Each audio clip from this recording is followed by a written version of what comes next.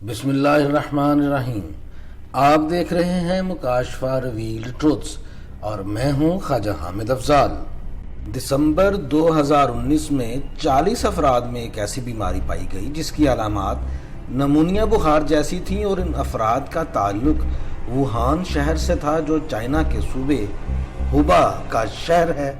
چند ہفتوں کے بعد جنوری 2020 میں یہ وائرس نہ صرف چائنا میں بلکہ دیکھتے دیکھتے 29 سے زائد ملکوں میں پھیل گیا۔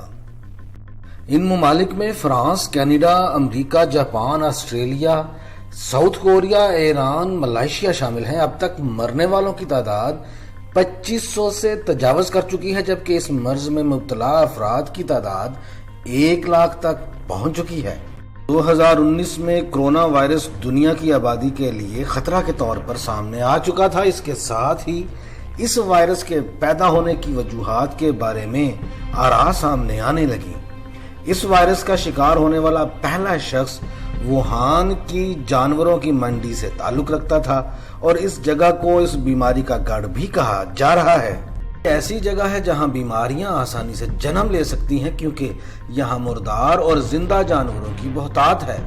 جانوروں سے انسانوں کو اس وائرس کے منتقل ہونے کے امکانات بھی زیادہ ہیں، جبکہ سائنسدانوں کے بقول چائنا میں ہر طرح کے جانوروں کو کھانا بھی اس بیماری کی وجہ ہے، جہاں کتے، بلیاں، چمگادڑ اور چوہے تک کھا لیے جاتے ہیں۔ اور کہا بھی یہی جا رہا ہے کہ یہی جانور اس بیماری کے پیچھے ہیں۔ لیکن ووہان شہر صرف ہر طرح کے جانوروں کو کھانے کے لیے خرید و فروخت کا مرکز ہی نہیں، بلکہ اس شہر میں چائنا کی سب سے اعلیٰ اور بہترین ریسرچ لیبارٹری ہے جس میں بایولوجیکل تجربات کیے جاتے ہیں۔ اس لیبارٹری کو لے کر ایک اور کہانی بھی زبان زد عام ہے اور وہ یہ کہ کرونا وائرس انسانوں کی اپنی تخلیق ہے، ایک ایسا وائرس جو دشمنوں کو ختم کرنے کے لیے تیار کیا گیا۔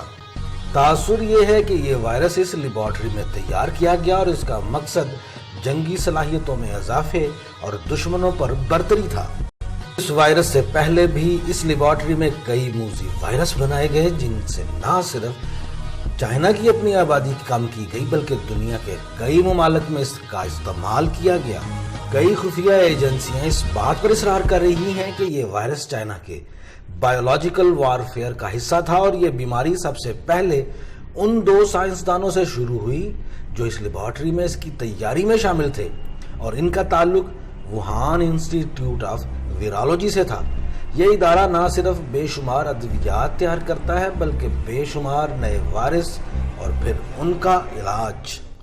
2019 میں ہی UN نے چائنا کو جنگی ہتھیاروں میں بایولوجیکل ہتھیاروں کے استعمال کے تجربات سے روکا تھا اور یہ بھی کہا تھا کہ چائنا بایولوجیکل کنونشن کی خلاف ورزی کر رہا ہے۔ اس طرح 29 کے قریب چائنی سائنسدانوں نے برطانیہ کے ایک رسالہ کو انٹرویو دیتے ہوئے بتایا کہ کرونا وائرس کے پہلے شکار شخص کا تعلق ووہان کے جانوروں کی مارکیٹ سے نہیں تھا۔ اب تک چائنا کی حکومت اس بارے میں مکمل خاموش ہے، جبکہ روسی سوشل میڈیا اس وائرس کے بنانے اور پھیلانے کا الزام امریکہ پر لگا رہا ہے۔ اگر یہ بایولوجیکل حملہ ہے تو یہ پہلا حملہ نہیں، اس سے پہلے بھی کئی ملک اپنے دشمن ملکوں پر اسی طرح کے حملے کر چکے ہیں۔ اور اگر یہ علومناتی شیطانی رسوم کی ادائیگی ہے تو آبادی کے خاتمے کا وقت آ چکا ہے۔ اجازت دیجیے، بہت بہت شکریہ۔